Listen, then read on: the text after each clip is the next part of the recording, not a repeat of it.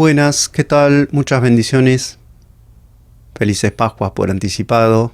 Hoy es, mientras grabo este video es Viernes Santo y quería hacer una reflexión en torno a lo que significa para nosotros como cristianos esta fecha.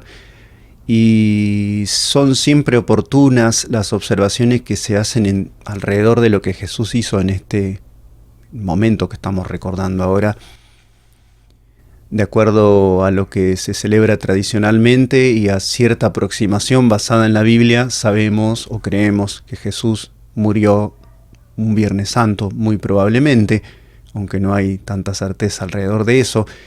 Pero lo que sí es absolutamente cierto para nosotros es que Él efectivamente murió por nosotros, que resucitó al tercer día, como está escrito también, como estaba anunciado respecto de Él, y que nos dejó a través de eso un ejemplo. Ese es el punto primordial que quería mencionarte hoy alrededor de la muerte de Jesús. Creo que por diferentes razones históricas el cristianismo fue dando lugar a una sociedad que tiene una herencia bastante fuerte, donde está la impronta del mensaje de Jesús marcada a fuego. Todas nuestras sociedades occidentales tienen algo de eso. Pero ha habido, sobre todo en los últimos siglos, un desplazamiento que es un poco raro, que da que pensar y que es un motivo de reflexión, sobre todo para los cristianos, que es que nos hemos apropiado con muchísimo énfasis de la parte de los derechos y de la dignidad humana que nos corresponden como hijos de Dios o como posibles hijos de Dios del lado de los que todavía no son creyentes en el Señor. Pero se han ido olvidando los deberes que nos corresponden como cristianos. Y siempre que Jesús dijo, hagan como yo, siempre, y lo dijo en algunas ocasiones, no tantas, Él se refería en especial al componente de renuncia que llevaba en eso. Quedó por ahí muy marcada a fuego en nuestra memoria esa escena donde Jesús se pone una toalla y empieza a lavarles los pies a sus discípulos, como un ejemplo de lo que implica el servicio cristiano, la vida que un seguidor de Cristo debe tener en relación con sus semejantes, con los demás, con las personas que nos rodean y en especial con los que son de la familia de la fe. Eso es cierto, es real. Más de una vez el Señor nos insta a tener una actitud de ese grado de humildad.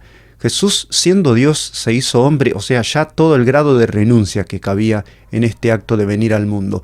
Pero además lo hizo bajo una condición humilde y finalmente sirvió a los demás, dio un buen ejemplo de servicio y terminó ofrendándose a sí mismo, dejándose colgar de la cruz para pagar el precio de todo lo que habíamos hecho mal, vos, yo y todos los seres humanos. Él, siendo inocente y siendo Dios, se hizo hombre y pagó Él en su cuerpo el precio que tendríamos que haber pagado nosotros los culpables delante de Dios. Digo, más ejemplo de humildad y de autorrenuncia que ese es absolutamente imposible de ni pensar a lo largo de los siglos. Ese grado de entrega, ese grado de amor.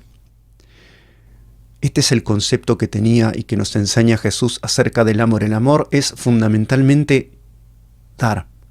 Es pensar en lo que podemos dar nosotros. Estamos en una sociedad y por eso pensaba que era súper oportuno recordar esto, porque perder de vista esto es desvirtuar el contenido del mensaje cristiano. Una sociedad en la que las personas son categorizadas de acuerdo a lo que reciben. Entonces, cuánta honra reciben, cuánto dinero recaudan, cuánto dinero acumularon. Todo esto de prestigio tiene que ver con lo que uno recibe. Y esta sociedad es así como te va a medir y te va a categorizar, porque no tienen los ojos del Señor, no tienen los ojos del cristianismo, no tienen los ojos del Espíritu, sino que miran las cosas conforme a las apariencias y a los parámetros, criterios que tiene este mundo sin Dios.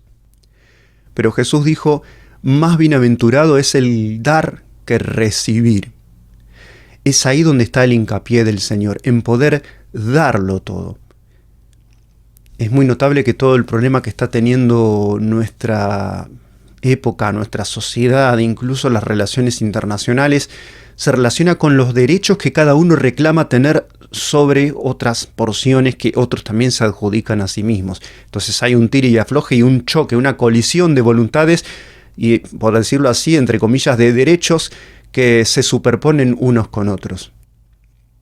El Señor enseñó la renuncia, y el Señor nos mostró el camino del amor a través de lo que uno puede dar y de lo que uno puede entregar en beneficio de los demás de una manera totalmente desinteresada. Este es el amor que Dios busca que nosotros mostremos. Insisto que en el plano más micro y más, nuestro alrededor, uno ve las militancias políticas de hoy en día, las militancias de izquierda, pero tampoco exclusivamente las de izquierda, y están todas pero súper concentradas en los derechos que cada uno reclama para sí mismo, y en una concepción de amor que tiene que ver con recibir también. Por ejemplo, recibir placer y no recibir dolores de parte de la otra persona. Vuelvo a marcar que en la Biblia también se habla de derechos de las personas. No es que estén mal los derechos, pero hay una concentración del foco de la gente que ya se alejó del legado cristiano en lo esencial, en los derechos y no en los deberes. No en lo que uno puede dar, sino en lo que uno debería recibir, porque uno tiene, los pergaminos o los derechos o las reglas tirando para su lado. Y este es el mensaje de Jesús para nuestra sociedad. Empezá a pensar en lo que vos podés darle a los demás.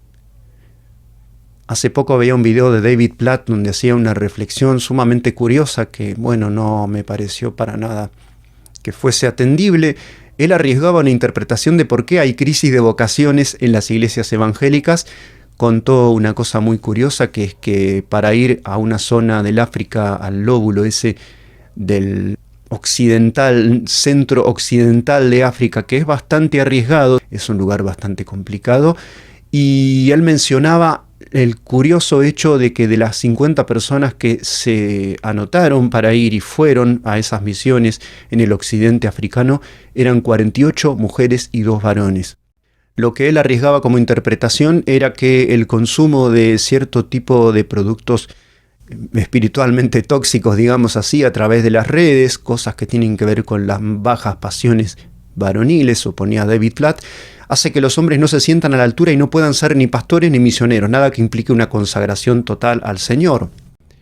No creo que sea un razonamiento muy aceptable, porque la pornografía, para darle el nombre correcto y para decirlo con todas las letras, no es un problema que afecte exclusivamente y solamente a los varones, sino que, en general hay una proporción mucho más equilibrada de lo que nos gustaría aceptar, los que tenemos ese prejuicio favorable en cuanto a la mujer en relación a esos problemas.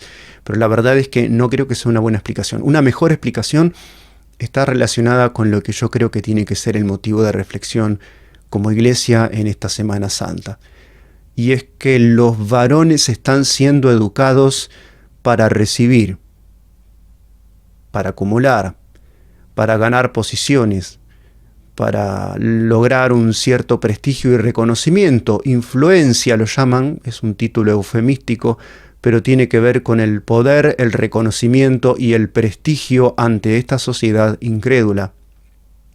No se trata de lo que yo voy a darle, incluso arriesgando mi crédito, incluso arriesgando mi posición económica, sino de lo que yo debo recibir en el seno de esa sociedad, porque tengo derecho a ello, porque soy un hijo de Dios. Creo que es esta sociedad, esta mentalidad de derechos y no de entrega y de amor ágape, de amor desinteresado, lo que hace que los hombres estén muy afanosos en cuanto a ganarse un lugar, a insertarse en la sociedad y en recibir lo que les corresponde. De última son hijos de Dios.